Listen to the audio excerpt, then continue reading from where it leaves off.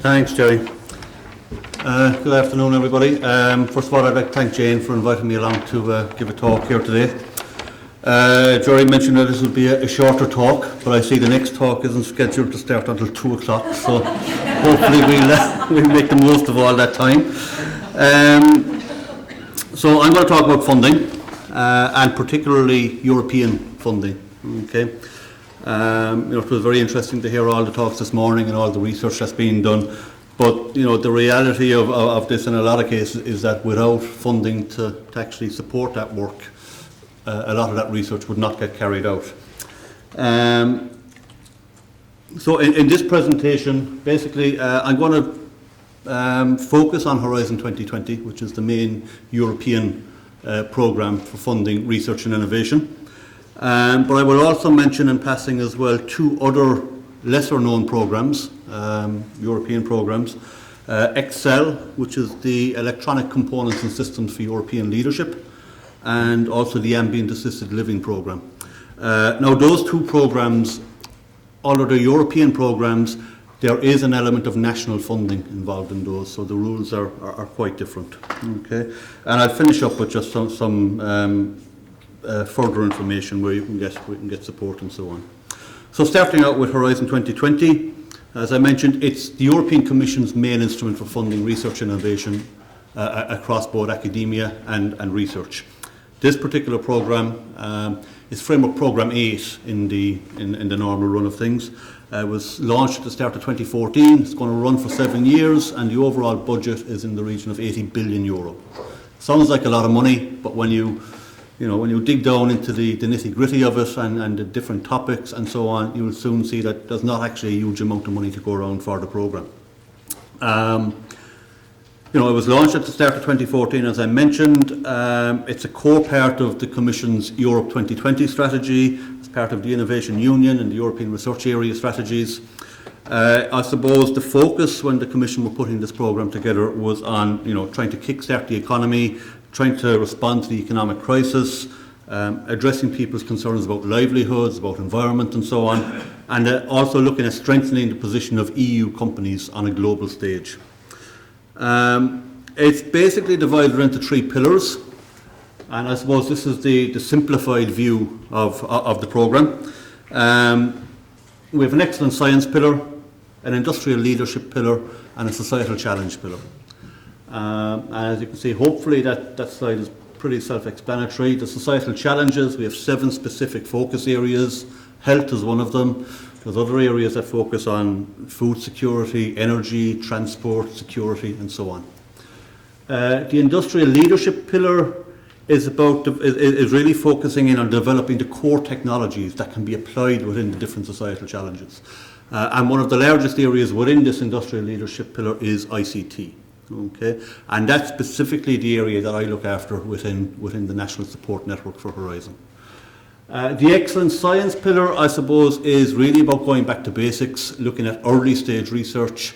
We've got future and emerging technologies, which is really thinking 15, 20 years down the road. We've got areas like the European Research Council, which is for single principal investigators funding their research. And we have another area called the Marie Curie programme, which is really about the career development of researchers and the mobility of researchers from country to country. As I said, this is kind of the simplified view of Horizon. This is a slightly more complicated view. Okay.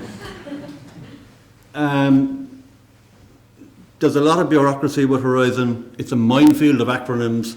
There's loads of different parts to the programme. But every country has a national support network in place to help guide people through the programme and to hopefully make some sense of this type of a schematic. You can see there's a whole load of different sub-programmes mentioned there. We've got public-private partnerships, we've got joint technology initiatives, we've got joint undertakings, we've got European technology platforms. So it really is a minefield for people who have not been involved before and who are not familiar with the programme. As I mentioned, we have a national support network here in Ireland. For anyone new to the programme, the best bit of advice I can give you is go and talk to somebody on the support network who will quickly, get you up to a certain level of knowledge about the programme. In terms of some of the kind of e-health opportunities within Horizon, I'm going to go briefly through the three different pillars of the programme first of all, and just point out some of the opportunities there. So within the excellent science pillar, the first area is future and emerging technologies. Now, as I mentioned, this is really looking at 15, 20 years down the road. You're a long way away from the market in this, and it's really looking at basic research, blue skies research at a very early stage. There are two particular parts here. We've got an area called FET Open, and we have another area called FET Proactive. FET Open is a completely bottom-up, anything goes, multidisciplinary part of the programme. It calls for collaborative projects, minimum of 3 partners, 3 countries, but it really is very, very early stage research. And they have 7 gatekeepers for FET Open, and your proposal has to address each one of these 7 gatekeepers. So you can see them there. We've got long-term vision, breakthrough S&T targets, foundational, novelty, high risk, and interdisciplinarity. This is not for established areas of research. Okay? This is for new foundational concepts and ideas that could potentially have big impact 15 or 20 years down the road. Okay? It's a continuously open call. There's a deadline every 6 months in the current work programme. In the next work programme, they're going to push out every 8 months. But the downside of FET Open is that the hit rates are very, very tough. We're looking at success rates in the region of about 4%. Okay, for every 100 proposals submitted, less than 4 are being funded. Okay, so it's very, very tough at the moment. We have FET Proactive, which again it has, I suppose, the similar characteristics to the FET Open. But the difference with FET Proactive is that it's more focused. There are specific topic areas. And I've just pulled out some of the kind of more health-related topics that are going to be in the 2016-2017 work programme. And they come in under the banner of Biotech for a Better Life. We've got Intercell Biotechnologies, we've got Bioelectronic Medicines and Therapies, and we've got Cognitive Neurotechnologies. So they're kind of the health-related topics for the 16-17 work programme. I mentioned the Marie Curie programme, and again, Marie Curie is all about the career development of researchers and the mobility of researchers across borders in Europe. There's a number of different sub-programmes here. Again, I won't go into them in detail, but just to flag them for you, we've got innovative training networks, we've got individual fellowships, we've got RISE, which is the Research and Innovation Staff Exchange, where you could have a consortium of academics and companies, and you could have staff moving from one to the other working on particular projects. We've got the co-fund part of the programme, which is really targeting the national funding agencies and trying to get the national funding agencies in different countries to come together and fund different programmes. And then there's another minor part of the programme called European Researchers' Night, which is really kind of a media-focused event, really trying to disseminate information about this part of the programme and to generate interest in it. The European Research Council is the final part of Excellent Science that I'm going to mention. For those of you familiar with Science Foundation Ireland and its Principal Investigators programme, it's something akin to a European version of that. They've got starting grants for people who are between 2 and 7 years after completing their PhD. They can get up to 2 million in funding for 5 years.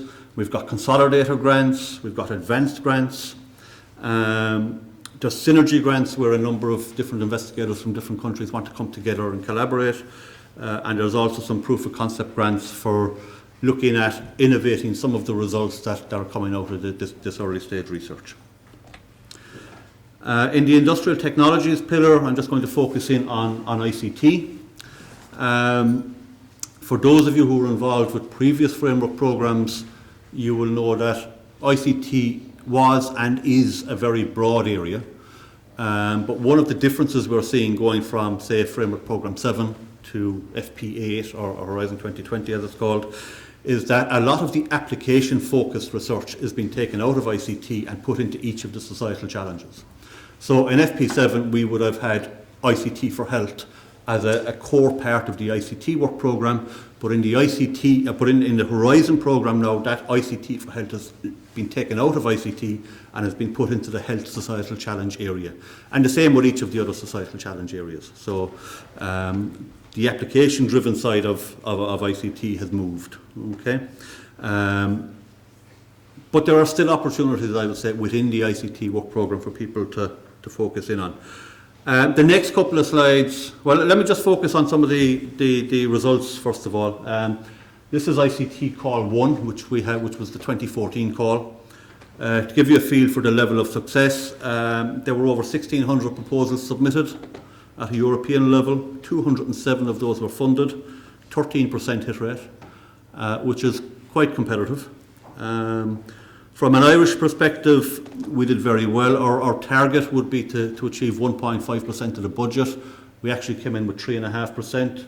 We had 41 Irish coordinators submitting proposals. 10 of those were successful, which was really was a fantastic result for Ireland. The 10 successful coordinators that we have, 4 of them are here in Galway, in NUIG. 4 of them are in University College Cork. We have 1 in Waterford and 1 in Trinity. Okay. Just for information, the 4 in Galway are all based in what was Derry, the Digital Enterprise Research Institute, now Insight. So while they're not based on campus here, they're only out the road, and it's well worth having a chat with the people there that were involved. As I said, ICT is very, very broad. The next work programme covers 2016-2017. The way the work programmes are structured, they're top-down, there are specific topics and a specific focus that you need to address. Okay? It covers everything from components and systems to software to future internet, content, robotics, and so on. Now, the next 3 or 4 slides, I'm just basically focusing in on the specific topics in the next work programme that have a mention of health-related issues. Okay? I'm not going to go through all of them, I'll just maybe point out a few. So, for example, ICT 15, big data, large-scale pilots in big data, in sectors best benefiting from data-driven innovation. And one of the specific application areas that is mentioned in that topic is health.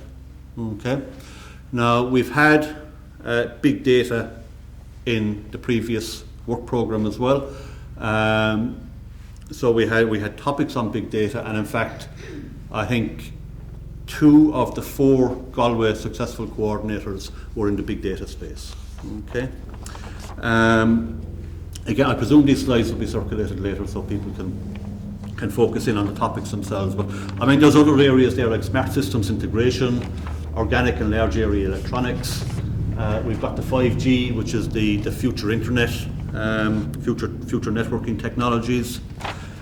Gaming and gamification, looking at applications of gaming technologies in non-leisure contexts. And again, health is mentioned as one of the potential application areas within that. We've got ICT 27, which is really focusing in on robotics.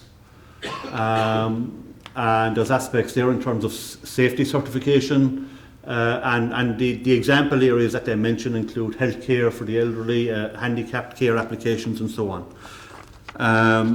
We've got key emerging technologies, key enabling technologies within ICT, photonics, micro and nano electronics, and they're seen as key technologies which will have applications across all of the societal challenge areas.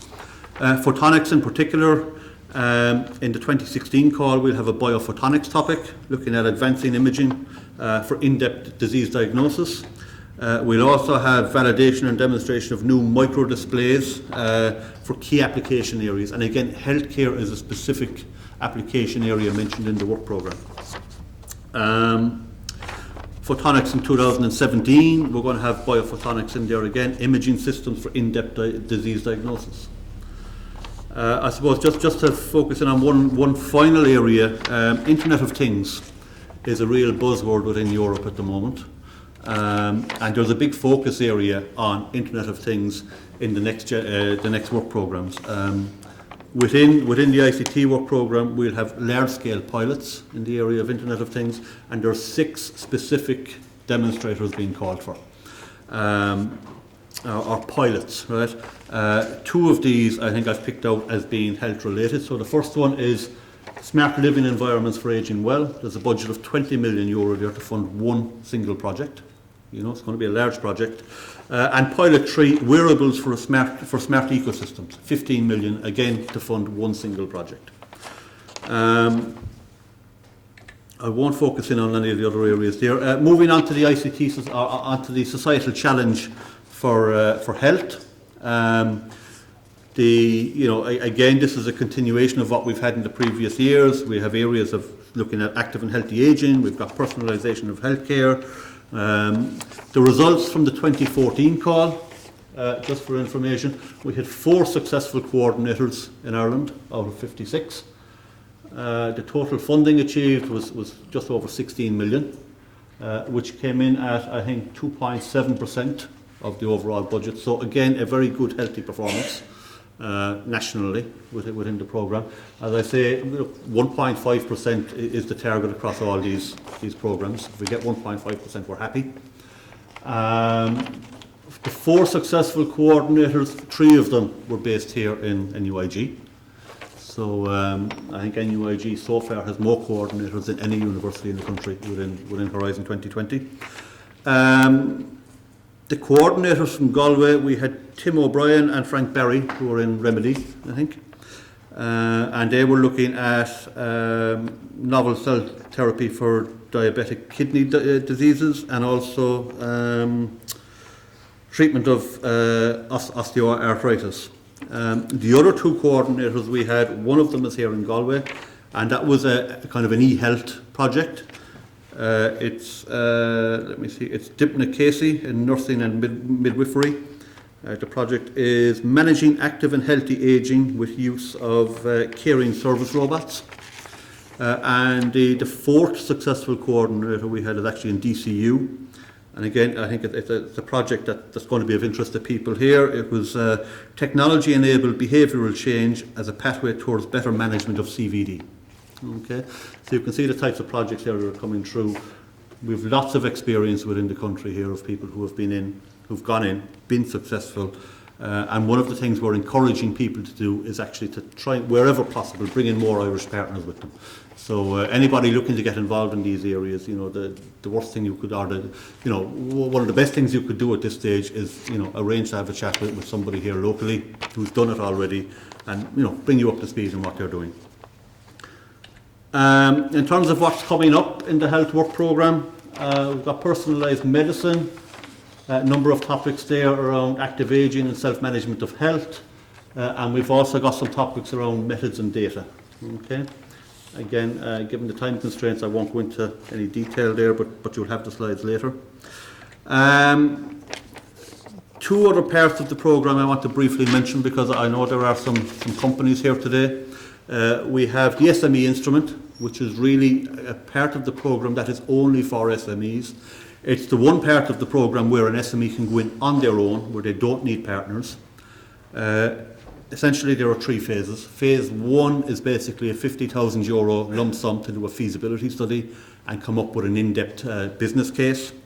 The phase 2 of the programme is where you can have up to several million euro to do a hands-on innovation project and develop your technology in order to bring it to market. And again, this could be for, it can be a single standalone SME, or it can be a cluster of SMEs. In this other slide here, there's just some further detail on the types of activities you can do. Phase 3 really is more soft supports, mentoring, business angels, all that type of stuff. Okay. Fast track to innovation is another new part of the programme. This is a continuously open pilot that's going to be running this year and next year. It's looking at smaller scale projects, maximum of 3 million in funding, maximum of 5 partners. There's going to be 3 deadlines this year. The first deadline was back in April, so we should have results in the next couple of months from that, and we will get a feel for what the level of competition is. There are 2 further deadlines coming up, one in September and one in December of this year, and there will also be 3 deadlines for next year. Okay. One of the rules of this part of the programme is that if you have your 5-partner consortium, either at least 3 of them must be industry partners, or at least 60% of the budget must be going to industry partners. Okay. I'm conscious of time, so moving on, the Excel program I mentioned, Electronic Components and Systems for European Leadership. This is what is known as a joint technology initiative. It's a very big, large European program. It focuses in on large projects. You know, a typical project here might have 30 or 40 partners. It could be a 60 or a 70 million euro project. But there's one particular part of it focusing in on what they call smart health. Okay? And it's coming at it from an embedded systems perspective, from a microelectronics and nanoelectronics perspective, and from a smart systems perspective. Okay. There is an element of national funding involved with this program, so anyone thinking about getting involved, you know, you would be well advised to contact, well, in the case of Ireland, to contact me to go through the national funding rules for that, and there will be similar contact points in all the other countries that have signed up to this program. The final program I want to mention is the Ambient Assisted Living program. Again, this has been running since 2008. It focuses in on, I suppose, average size projects, you know, 7, 8, 9, 10 partners. But the important thing here again is that it is national funding, so it's the national rules that apply. Okay, it's a European consortium, a European evaluation, but national funding and national rules. Okay, the Ambient Assisted Living program, like Excel, runs one call per year. And the focus of that call then changes from year to year. So this year's call was focusing on living actively and independently at home. Okay, the call is now closed, but you know, there will be another call next year. What the focus of that will be, I don't know yet, but the focus does change from year to year. Okay. Just a couple of slides to finish up with. In terms of support, I mentioned the National Contact Point network we have here for Horizon 2020. This is the link where you get all the contact information for all the different people looking after the various societal challenges and so on. Myself and my colleague Gerard Kennedy are specifically looking after ICT. Kay Duggan Walls and Kieran Duffy are looking after health.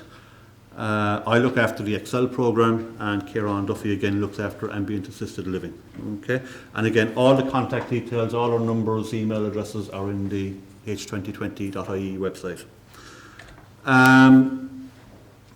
Something to be aware of, particularly for the academics, if you haven't been involved in these programs before, we've got travel grants, we've got coordinator grants. If you want to go to Brussels to meet project officers, to go to a European Commission organised event around the programme, if you want to go to France or Germany or whatever to meet potential partners, we've got a very short application form for a travel grant that you can avail of. If you're coordinating a project, we also have a coordinator grant you can avail of. And Intertrade Ireland is also supporting cross-border collaboration. Okay, so if you have partners north-south, there are some supports that you can avail of from Intertrade Ireland as well.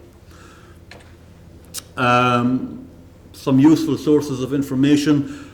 As I say, within the ICT Directorate, we've been focusing on health-related activities throughout FP7 and previously. The ICT Directorate in the Commission has come out with this booklet, which basically highlights all of the e-health projects that have been funded over the last number of years. I've given the website here for it. It's, you know, there's a lot of useful information in there. You can see, you know, who's been funded for what types of projects are ongoing, and so on. And finally, the Commission published a green paper on mobile health last year, which again is I think useful reading for anybody interested in getting involved in these European programs. And I think that's about it. It is indeed. And you have my contact details.